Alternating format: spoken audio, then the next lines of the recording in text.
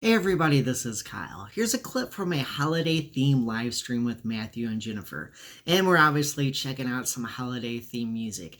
This is Happy Christmas, War is Over by John Lennon.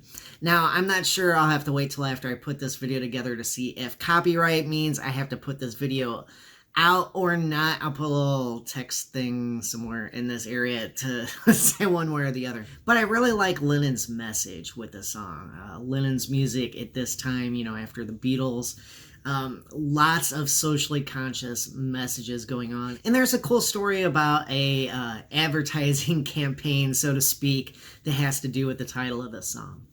I just love this song. And it's amazing to me how far ahead of his time John Lennon was, because we still have not accomplished the mission of this song, to end the war, you know? We still have not. And it's ridiculous because I mean, like, it's just getting more and more dangerous every single day, more and more dangerous and more dangerous. John Lennon was a visionary. He actually got freaking a letter from the CIA. It was a literal letter. It was a death threat. It's like, dude, you're going to retire or you're going to die. Seriously. Wow. Seriously. And I think this was in 1970 or 71. He literally got a letter. Your career's over or your life's over. It was no joke. And he had a wife and a kid, and he retired. He didn't want him to kill him. Yeah. And then he eventually got shot, like, 10 years later or something. It was 1980, I think. Right.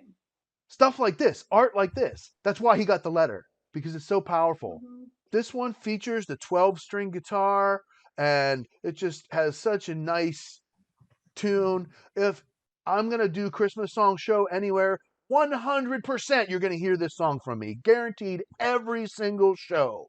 All right. Without further ado, Musicians Panel reacts to John Lennon. Happy Xmas. War is over. Here we go. Happy Christmas, Kyoko.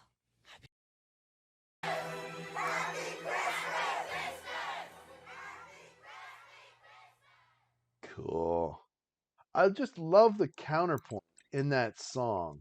It's just so incredibly well written. You know how you have the melody, right? But then you have that second melody, da da da da da da da, like that's going the whole song. Because we're in 12/8 dotted quarter notes. Sorry, 1 2 3 4 5 6. Yeah. 1 2 3 4 5 6. Yeah, it'd be the dotted quarter note part that's just constantly changing that background singing part.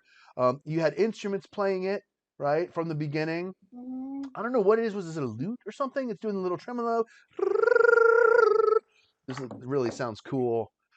The only thing about this song is Yoko's vibrato is just a teeny bit irritating.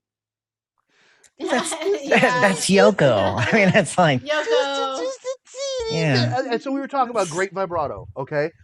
We were talking about great vibrato, and both Leah Michelle and Harry Connick just had for their style, just the perfect vibrato.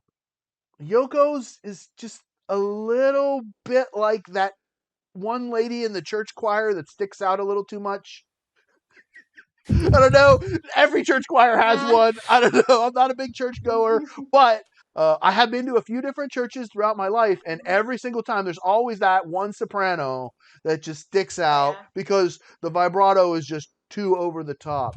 And Yoko has just a little bit of that. I am not a Yoko Ono fan. I'm sorry. John was in love, but he really could have just hired out a different singer.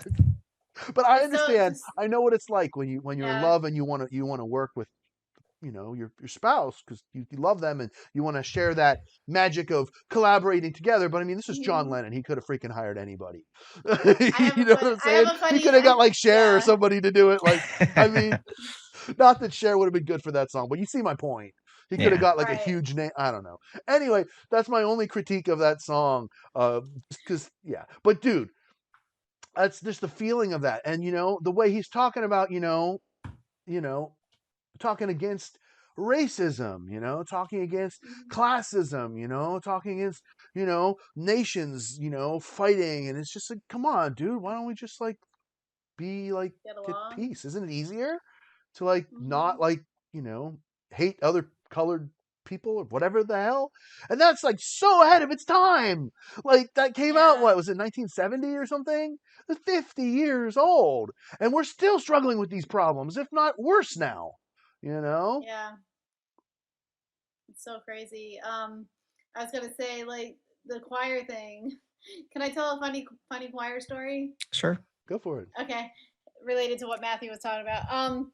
I was in a community choir, which was a wonderful choir. Actually, they sounded really good for a community choir, and I was soprano too. We had some of those sopranos that you were talking about that would just like, they would be like above everyone. My choir director, actually, because he's a good choir director, he made them go to soprano too. So there was all this drama because, oh my God, we're soprano too now. It was so funny. And I was like, yo, we're a community choir. We're not like, Rockefeller Center here playing in New York or whatever. Like, chill out. Like, soprano too is I think soprano too is challenging, and I liked it. But anyway, I just thought it was funny. But I love John Lennon though. That song was so much fun. That's one of my favorite Christmas songs too, I think, also. Well, I just saw I think it was on Netflix a documentary on Lennon, like in the 70s, and like kind of some of the stuff he was doing, and how he fell into being in such deep love with Yoko. And it's really interesting because it's talking about how in some ways you could look at it that he saw in her the kindred spirit that he was always looking for in himself.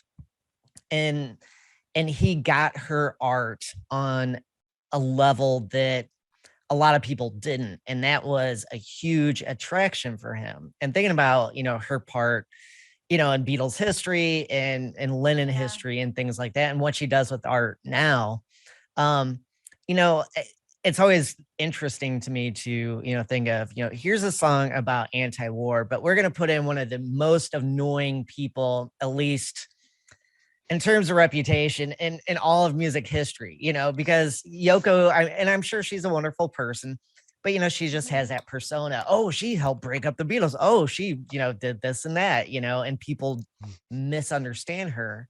And she embraces that with complete abandon for everything. And in those aspects, you got to admire, the artistry, even if you don't like the art, So I don't know. I think about Lennon's work at this time with all these kind of artistic, subtext and stuff going on. It's kind of neat,